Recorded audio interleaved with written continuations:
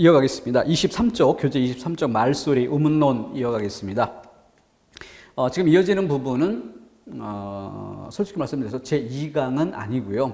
1강으로 묶어서 처리하려고 준비를 했었는데 앞에 교재 내용을 좀 개괄적으로 쭉 언급하고 소개를 좀 드리려고 하다 보니까 시간이 많이 지체가 됐어요. 그래서 어쩔 수 없이 중간을 끊어서 이렇게 설명을 드리게 됐는데 2강처럼 구분된 느낌이지만 1강으로 묶어서 처리하려고 했었던 부분입니다. 양해 바라고요. 자, 23쪽의 말소리 의문론, 이 부분에 그 빈출 비중이 별 3개로 표시가 됐습니다.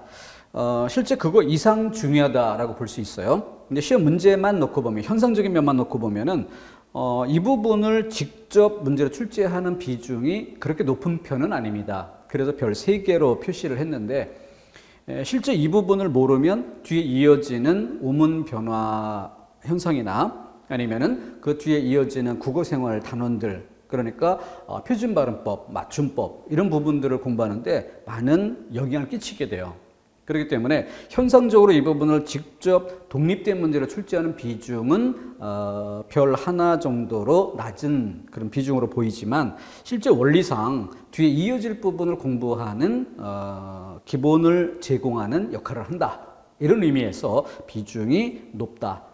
그런 의미에서 비중은 별 4개쯤 정도로 볼 만한 항목입니다. 자, 그럼 세부 내용 보겠습니다. 자, 23쪽에서 양거로 1번 운, 말의 뜻을 구별해주는 소리의 가장 작은 단위라고 되어 있습니다. 말의 뜻을 구별해준다. 여기서 말이라고 하는 것, 이것은 뒤에 이어지는 개념, 형태소라는 개념으로 이해를 해야 될 것이고요. 형태소와 형태소를 구별할 수 있게 해주는, 구별하는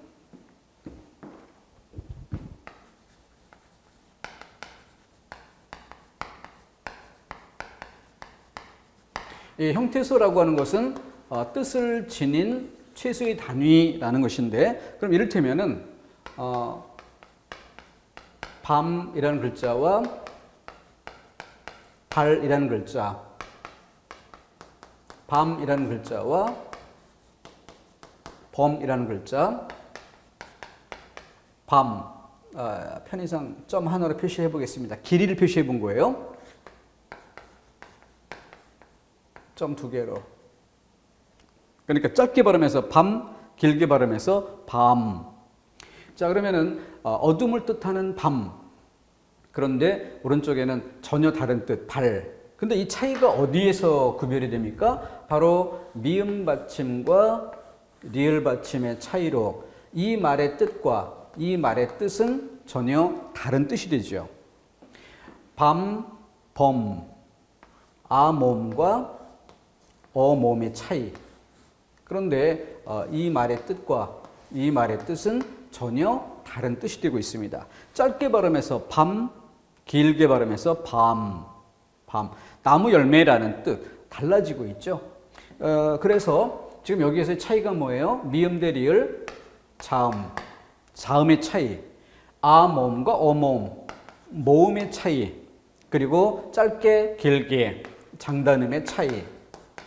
그래서 자음과 모음, 소, 장단음, 소. 얘네들이 뭘 한다고요? 뜻을 구별할 수 있게 해주는 단위다.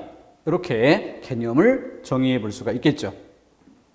자, 우문의 뜻은 그렇게 정리해 주고요. 동그라미 2번 내려가면 우문의 종류를 분절 우문, 비분절 우문, 기역, 니은.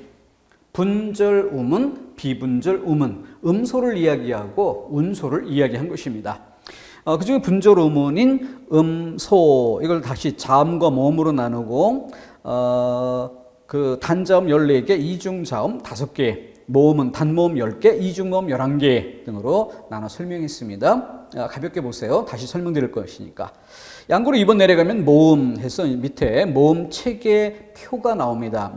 모음 체계 표, 도표가 나와요. 여기 기준이 3개가 있습니다. 혀의 앞뒤라는 기준과 혀의 높낮이, 혀의 높낮이는 옆에다가 쓰세요. 입을 벌리는 정도, 입을 벌리고 다무는 정도. 그리고 도표 맨 밑에 보면은 입술의 모양이란 기준을 따로 두어서 평순, 원순이라는 두 가지 구별의 축을 제시해주고 있습니다. 과거에는 이 혀의 앞뒤 같은 경우에 전설, 후설 말고 중간에 중설이라는 항목을 설정해 두기도 했었어요. 근데 실제 중설이라는 걸 그 항목을 나눠놓고 설명할 만큼 그렇게 중요성이 크지 않기 때문에 중설을 없애고 어느 한쪽으로 몰아서 전설과 후설이라는 큰 구별의 축으로만 나눠 설명하고 있습니다. 자, 그래서 설명을 이어가 볼게요. 자, 이거 해부도를 자세하게 이해하자 이런 뜻은 아니고요. 한 가지 자음과 모음의 가장 근본적인 차이, 이거 하나만 지적해보고 넘어가겠습니다. 성대가 있고요. 성대에서 울림이 있어요. 그럼 성대의 울림이 소리를 만들어냅니다. 그럼 이 만들어진 소리가 이렇게 입을 통과해 나가겠죠. 입을 통과해 나갑니다. 그럴 때 모음은 지금 23페이지에서 본 것처럼 세 가지 기준, 혀를 내밀고 발음하는가, 당기고 발음하는가, 입을 다물고 발음하는가, 벌리고 발음하는가, 다물고 발음하면 벌리고 발음하면 이렇게 입을 벌리고 닫고, 혀를 내밀고 당기고, 입술을 모으고 입술을 펼치고, 이런 세 가지 기준에 따라서 소리의 차이를 구별할 수 있게 만들어줍니다. 그 밑바탕에 뭐가 있다고요? 성대에서 소리를 만들어냈다. 소리가 발생했다. 이걸 전제로 해서 입안에서 우의 차이를 구별하는 겁니다. 이게 모음이에요. 이 모음을 달리 유성음이라고 부르는데, 이 유성음이란 말이 바로 이것, 성대에 떨림이 있다. 성대의 떨림으로 소리가 이미 발생했다. 발생된 소리를 조절해주는 역할만 한다. 이게 모음의 특징이에요. 그런데 자음은 기본적으로 무성음입니다. 자음 중에 일부 유성음이 있긴 하지만 일단 전체 큰 줄기는 무성음이에요. 그래서 성대의 떨림이 없다는 거죠. 성대의 떨림이 없으면 그에 따라 뭐가 없어져요? 소리의 발생이 없습니다. 소리가 없어. 그러면 목을 통해서 쭉 나오는 건 소리가 아니라 공허한 공기의 흐름일 뿐이죠. 그러면 모음과 같이 자음도 소리라는 것을 나타내는 것인데, 그러면 성대의 떨림이 없으니까 성대에서 소리가 발생이 안 됐어요. 공기만 흘러갑니다. 그러면 자음은 어떻게 해서 소리를 만들어내는가? 바로 발음기관인 입. 이 입을 통과할 때 소리를 만들어요. 그럼 입을 통과할 때 소리를 어떤 방식으로 만들까? 바로 입의 윗부분과 입의 아랫부분이 만났다가 떨어지면서 소리를 발생시켜요.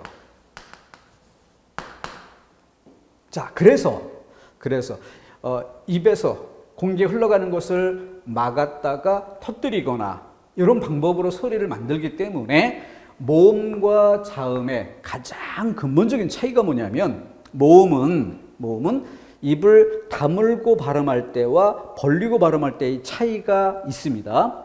왜냐하면 소리는 이미 목에서 만들어졌기 때문에 발생된 소리를 조절만 하면 되니까. 그래서 담을 때 소리, 벌릴 때 소리가 달라요. 근데 자음은 소리의 발생이 없어요. 성대의 울림이 없어요. 입에서 소리를 만들어내야 됩니다. 그렇기 때문에 소리를 만들려면 입이 윗부분과 아랫부분이 항상 어떤 식으로든 만났다 떨어지는 이런 작용이 있어야 돼. 그러니까 다물고 발음할 때, 벌리고 발음할 때의 구별이 없습니다. 항상 만났다가 떨어지는 지점에서 소리가 만들어지는 거기 때문에, 그래서 입을 다물고 벌리고의 차이는 없다. 이게 자음체계표의 가장 근본적인 차이다. 자, 이 점을 고려하고 세부 정보 보겠습니다. 여기에 주목하면서 세 가지 기준을 모아봤어요. 지금 23쪽 맨 밑에 있는 모음 체계표입니다. 혀의 위치, 전설, 후설, 입술의 모양, 평순, 원순. 전설 안에서 평순, 원순. 혀는 내민 상태에서 입을 다물고 발음할 때, 입을 벌리고 발음할 때. 후설, 혀를 당기고 발음하는 상태에서 입술을 평평하게, 입술을 펼친 상태에서 입술을 모아준 상태에서 평순, 원순. 그리고 고, 중, 저, 입을 다물고 발음하는 상태, 입을 벌리고 발음하는 상태. 이런 차이입니다.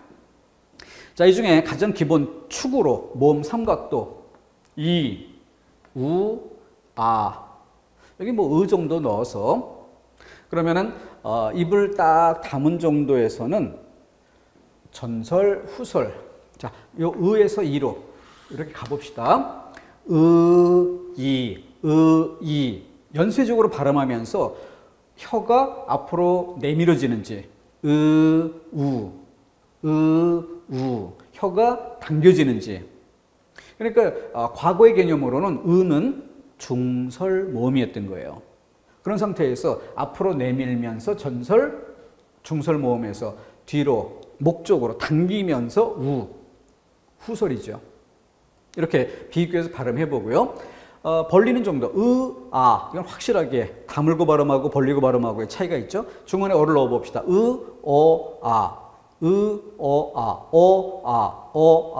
분명히 어는 조금 더 턱이 올라가요. 아는 더 벌어지고. 그래서 고, 중, 저의 구별이 있다는 것을 알 수 있습니다. 이게 왜 삼각형 모형이냐? 입을 벌리면, 입을 다물었을 때 중설, 전설, 중설에서 후설, 우. 당기기도 하고, 앞으로 혀가 내밀기도 하고, 이게 원활하게 돼요. 근데 이렇게 벌어진 상태에서는 전설, 후설, 이렇게 혀가 움직이기가 쉽지 않죠. 그래서 위에서는 이렇게 벌어지지만 입을 벌린 상태에서는 아래쪽으로 모아지는, 혀가 전설, 후설로 가는 게 쉽지 않은. 그러니까 얘네들의 위치가 얘네들의 위치가 사실은 이런 정도 즈음에 놓인다, 이렇게 봐야죠. 사각형 구도가 아니라 삼각형 형태로 놓이는 이런 모습입니다. 자, 이 도표 잘 이해할 수 있도록 하시고요. 이 부분을 직접 독립된 문제로 시험 문제를 묻기도 합니다.